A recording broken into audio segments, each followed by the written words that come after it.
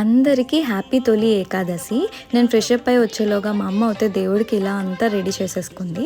ఇంకా దీపం పెట్టడానికి ఒత్తులు పెట్టేసి అలానే దీపం కూడా వెలిగించేసుకున్నాము. ఇంకా దేవుడికి ప్రసాదంగా నైవేద్యం పెట్టేశాము. నెక్స్ట్ వచ్చేసి సాంబ్రాణి వేసామన్నమాట. నాకు సాంబ్రాణి ఎంత నచ్చుతుందో అసలు. ఇంకా నెక్స్ట్ వచ్చేసి విష్ణు సహస్రనామం చదువుకున్నాము. అలానే ప్రసాదం కూడా తిన్నాను. ఎంత టేస్టీగా ఉందో అసలు. ఇలా సింపుల్గా మేమైతే పూజ చేసుకున్నాము. ఈరోజు ఎవరైనా వర్క్స్ స్టార్ట్ చేయాలి అంటే చాలా మంచి రోజు అనమాట ఈరోజు అయితే.